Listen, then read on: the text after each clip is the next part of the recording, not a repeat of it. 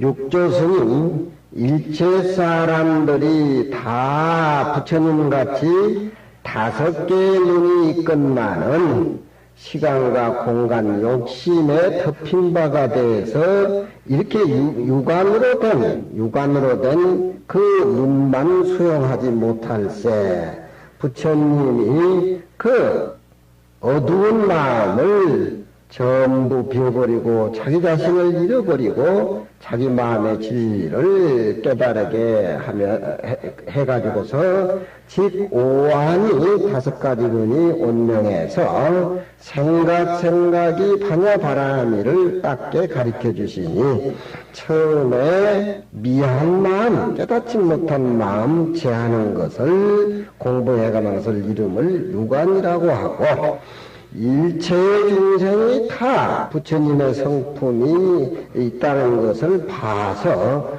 공부를 하는 중에 그 사람도 같이 깨닫게 해주는 연민심 일으키는 것을 가로되 이 이름을 천안이라고 한다. 부처님 5가지 눈이 별개에 있느냐? 우리가 가지고 있는 이 육안으로 내 탁한 일 마음을 제거하고 없애서 반야바라미를 실천하게 된다라고 하면은 나도 천안도 얻을 수가 있고 지혜의 눈도 얻을 수가 있고 법의 눈도 밝아지고 부처님의 눈 불안도 터득하고 깨달을 수가 있다. 그런 얘기입니다. 금강경을 법보신문에서 지금 연재를 1년 하는데 어제 아래 요 분당에서 법보신문 그 편집장 이학종 씨 만납니까? 인터넷인가 뭐 들어가면 한 1200명 정도 이 금강경 법보신문에 연재된 걸 모두 공부를 하는데 그래서 인자 대승경정본에 나왔는데 3년 하면 책이 몇 권으로 나올지 모르겠다고 기자가 이 얘기를 하더라고요. 그래서 이 어려운 얘기를 나는 다 예민하고 안 줄 줄 알았는데 그래도 스님들이 공부를 많이 한다고 이 서울지방이 많이 듣는 모양인가 봐. 그러니까 그래가지고 그래서 해관에서 강의하는 건 너무 내가 지쳐가지고 야부스님 속만 하기로 했어. 금강경 원문하고 그렇게 얘기를 했는데 명진장이 정리를 잘해줘. 정리를 잘해주라고. 여기 글씨가 틀린 것도 나오고 잘못된 것도 몇 개 나오고 그러더라고. 그래서 원고 정리하고 그 한 상자 보고 내가 뭐라 그랬주고 작대기로 하나 패뜨고 막 묻지도 않는다 그러더만. 스님은 오늘 옛날부터 날 때부터 다 알았어요 하면서 녀석이 도망을 가더라고. 예.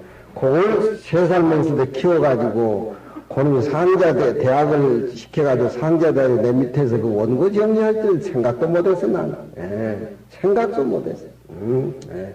그걸 바래서 하는 것이 아니라 애를 키우다 보니까 귀찮아가지고 중매를 안 시키려고 얼른 연애해서 얼른 살림 차려 나도 메밀이 한번 보자. 그런데 아이고 아찔했습니다. 대학 다닐 적에 아찔했습니다 그러더라고. 왜 아찔했냐 그러니까 여자친구가 있었대. 그 이제 중대로 오면서 헤어지면서 10년 후에 만나자 그랬는데 그럼 10년 후에는 나와겠네 그러니까 10년 후에 다른 남자가 채 같지요 그러더라고요. 요즘 애들이 다 그렇게. 이 금강경은 좀 어렵습니다. 이게 한 번 들어서 안 돼요. 공을 들이면서 몇몇 이렇게 이어가면서 이 금강경 사진사리라 자연스러운 우리 모습입니다. 네? 시간과 공간 때 이렇게 우리가 부자연스럽게 밤마다 모습에 찌달려서 이렇게 피곤하게 사는 게 우리 본래 모습이 아니에요. 그러니 부처님 같은 5가지 눈이 부처님한테만 있는 것이 아니라 내가 이 자리에 앉아서 미안 마음을 없애버리면은 바로 모든 중생에 불성이 있다는 것을 파악을 해서 연민심을 일으켜가지고서 중생과 같이 함께 깨달음을 같이 함께 장엄해가는 것이 이름이 천함이고 어리석은 마음을 내지 않는 것을 우리가 자기 몸은 지 거라고 생각하고 지 몸속에 꼬물거리는 것은 지 마음이라고 생각해서 그 틀 속에 꽉 들어앉아있는 게 요즘 지성인들의 어떤 고정관념이란 말이에요. 그렇지만 내 마음이라고 하는 것은 자기에게 대한 행동시방 수공삼계 행으로는 공간을 끼어차고 있고 수로는 과거 현재 미래 시간을 꽉 차고 있는 것이 내 마음이란 말이에요. 그러면은 내 마음은 내가 생각할 적에 내 마음속에 꾸물거리는 것이 내 마음이 그것이 아니야. 그건 느끼는 내 마음의 그림자지. 물건을 보고 왔다 갔다 하는 마음, 하늘을 보고 왔다 갔다 하는 마음, 검은 것을 보고 검은 것을 분별하고 맥힌 담장을 보면 담장을 보는 그런 내 마음은 왔다 갔다 하는 그런 내 마음이지, 내 본래 마음은 그 자리에 절대 평등하게 거래 왕래가 없다는 거예요. 누군가에 보면은 부처님하고 동년 동시에만 바사이광이 계십니다. 바사이광이 계세요. 누군가에 보면은 62살이니까 부처님도 함께 62살이지요. 62살. 그 바사이광이 부처님한테 사람이 죽어버리면은 단면로 끝난다라고 해가지고 인도의 육바 철학들이 그렇게 얘기를 하는데, 이 몸이 62에 어렸을 적에 비해 볼 때 피부라든가 모습이라든가 이것이 조락되어가는 마지막 과정인데 매우 불안하고 매우 당황스럽습니다. 죽고 난 데는 아무것도 없이 단멸된다라고 얘기하는데 몹시 불안하니까 단멸입니까? 단멸되지 않는 겁니까? 이렇게 묻습니다. 그래서 부처님은 바사이광에게 변하는 이 몸속에 변하지 않는 진리를 가르쳐 주었다. 그리고 말씀하시고 바사이광에게 대화하나, 저 흐르는 항아수 겐지스강을 봤느냐? 3살 때 봤습니다. 그 이후에 겐지스강을 연세 살 때도 보고 50대 40대도 보고 60대도 겐지스강을 봤습니다. 그러면은 겐지스강 주위에 변하는 모든 모습들이라든가 3살 때 바사이광의 몸이라든가 62살의 바사이광의 몸은 그만한 시간과 공간 속에 변했지만 어렸을 적에 보는 겐지스강의 그 마음이나 62살의 겐지스강을 보는 그 마음은 변하지 않습니다. 그 부처님이 그것이 변하는 가운데 변하지 않는 무상 속의 영혼의 바로 네 마음이다. 그렇게 확실히 집어줍니다. 그래서 바사이강이 죽을 때 매우 편하게, 매우 편하게. 우리가 어렸을 적에 한강을 보는 마음이나 지금 나이 50, 60대에 한강을 보는 마음이나 우리가 어려서 인왕산을 보는 마음이나 지금 인왕산을 보는 마음이나 그 마음은 변하지 않아요. 우리 몸은 이렇게 생멸의 변화를 받지만 우리 마음은 변하지. 그러니까 금강경을 통해서 변하는 가운데 변하지 않는 내 마음을 깨달았을 적에 변하는 삼라만상의 모습은 바로 그때 진실불허로 내 모습으로 함께 그렇게 일체가 동반이 된다는 겁니다. 그러니 금강경을 우리가 보면서 우리가 생활 속에서 반출을 하고 내 것을 만들어서 내 생명을 찾아가야 되지. 그게 문사수란 말이 그게 듣고 생각하고 끝나버릴 것이 아니라 그걸 반출해서 수행을 해서 내 것으로 만들어가면서, 그래서 문사수라 그러잖아요.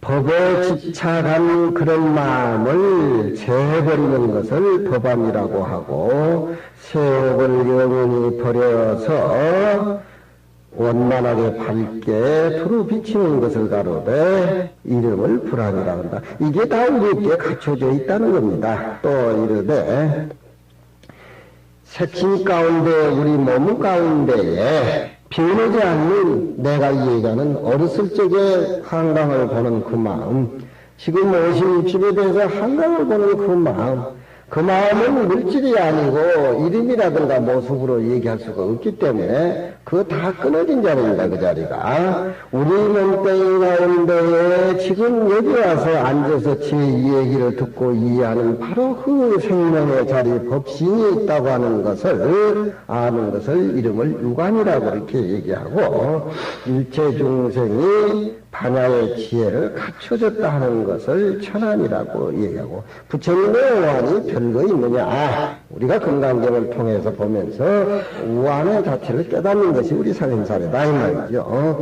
반야바라밀이 능히 삼세일체법을 내 자신이 꾸며서 출생해내는 것을 지혜의 눈이라고 얘기를 하고, 마음만 비었다고 깨닫고 혼자 앉아있으면 뭐하느냐.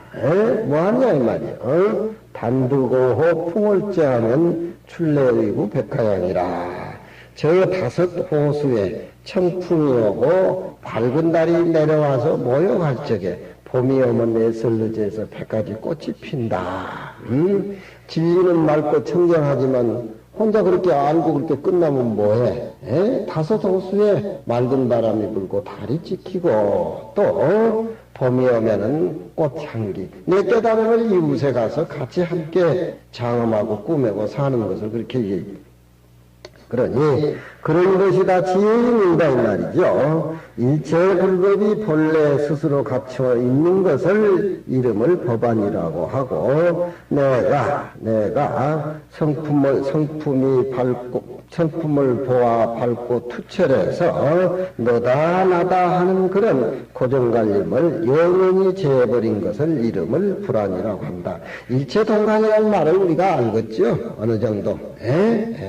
가정에 가서 내가 아버지고 너는 자식이고 이런 관념 속에 볼 것이 아니라 아버지와 자식 관계, 자식과 아버지 관계, 가정 일체 모든 것은 절대 평등한 생명의 진리로 묶어 있기 때문에 한 모습으로 보라는 겁니다.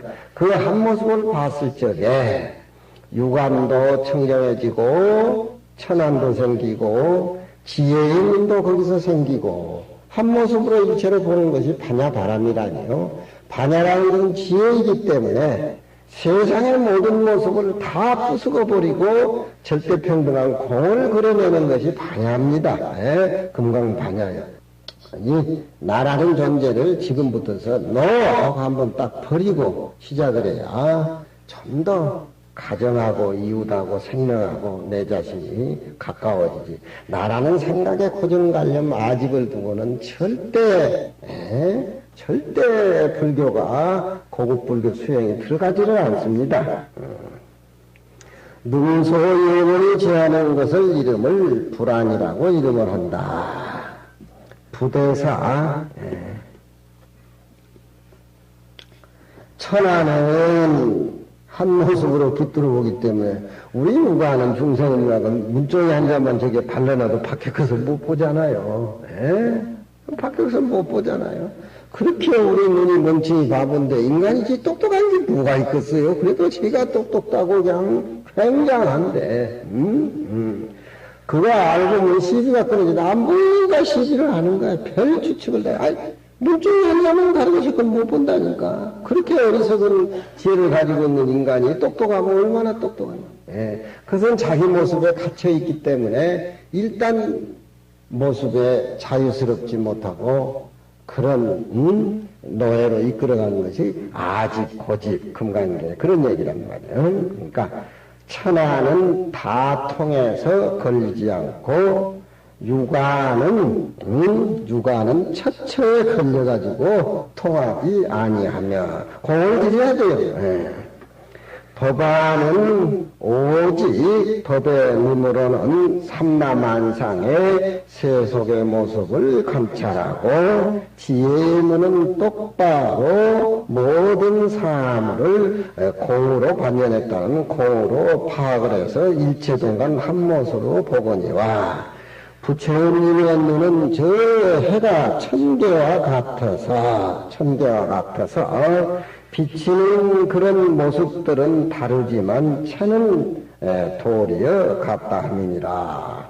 석굴암에 살면은 동쪽에 태양이 이렇게 떠오르는데 먼저 비치는 쪽하고 늦게 비치는 쪽이 있단 말이야. 그건 산이 그렇게 생겨서 그렇지 태양이 그렇게 차별을 차린 건 아니잖아. 그렇잖아요. 에?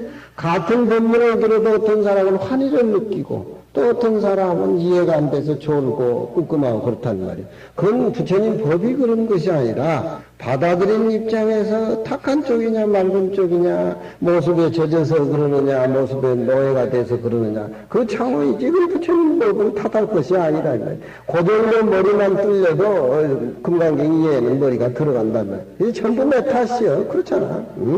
남의 탓이 아니고 내 탓이란 말이야. 금강경에는 부처님의 산소는 전부 내 탓이지 남의 탓이 아닙니다. 그렇잖아요. 창랑에 물이 맑으면은 내 각근을 신고 창랑에 물이 탁하면은 내 발을 씻는다. 그렇게 노래를 부르니까 공자님의 제자들 창랑의 물을 건너가는다 꼬매들 그런 노래를 부른단 말이야. 창랑의 물을 지나가는데 모르백사장에 꼬매들이 노래를 부른단 말이야. 그것도 2500년 전의 얘기야. 공자님의 제자들, 저 무슨 소리냐가 제자들이 모른단 말이야. 공자님 여기서 한탄을 하면서 자취지라. 남이 탓이 아니야, 지 탓이야. 여러분들 갈투자가 아주 잘나있어 지시되면서. 물이 지가 탁하니까 사람들이 가다 발을 씻고, 물이 지가 맑으면 사람들이 선비들이 가다 가서 씻잖아. 그것은 지가 스스로 그렇게 불러들이고 만든 것이다, 이 말이야. 나는 시비 안 하려고 했는데 왜 저 사람이 날 자꾸 시비를 거냐 이 말이야. 그 사람 얼굴에 시비가 두둑두둑 붙어 있으니까 시비를 걸지. 자치지라 스스로 자기 자신이 그 살림살이를 지가 취하는 거야. 깡패 모인 데는 깡패 모이고 학자 모인 데는 학자가 모이고 정치하는 사람 모인 데는 정치하는 사람 모이고 철학하는 데는 철학하는 사람들 모인 게 다 그런 얘기지. 그러니까 우리가 불교를 알면은 자치라는 저 말에 우리가 업을 잘 익혀야 돼. 무슨 말인지 알겠죠? 맑은 쪽으로 업을 익혀야 그 맑은 쪽에 모든 서상스러운 것들이 모이지. 탁한 쪽으로, 부정적으로 업을 익히면, 어디가 그 사람은 시비란 말이야. 그게 자취지라. 해결아, 그래, 안 그래? 출판사를 하니까 맨날 좋은 책 내려고 고생각만 하잖아. 그러니, 부처님의 신통의 모습이라는 것은 해가 천개나 같은데, 다 비춰주고 싶지만, 산 모양 생긴 자체가 드러난 데가 있고 나간 데가 있고 내 법문을 일체중생이 다 깨달아서 감안을 지면 좋겠지만 그것도 부처님이 인력으로 못해. 지가 그렇게 탁한 산임을 살고 산 생긴 게 그늘이 지고 높이 올라오고 하니까 해가 비쳐도 해는 무심하지만 그렇게 우리 자취지라. 우리는 이런 것을 통해서 지금이라도 업을 잘 익혀야 돼. 업을 잘 익혀야 돼. 업을 잘 익히자면 안 돼. 원동 법계 내에 엄마의 둥근 법계 살림살이 안 받게. 그 오한의 5가지 문의 부처님은 모든 모습을 용납해서 거울처럼 비치지 않은 것이 없는 것이 부처님의 오한이다. 부처님은 당달봉사가 아니다. 그런 얘기입니다. 야부 스님은 또 그런 문제에 대해서 설적인 답을 제시합니다. 진제 유명하라. 다 눈썹 밑에 있음이로다. 부처님 눈도 부처님 눈썹 밑에 있고 우리 눈도 눈썹 밑에 있어. 눈은 다 똑같지. 무슨 놈은 뭐 부처님 눈은 굉장하고 우리 눈은 별거 아니냐. 그렇게 보면 또 안 된다. 그런 소리야.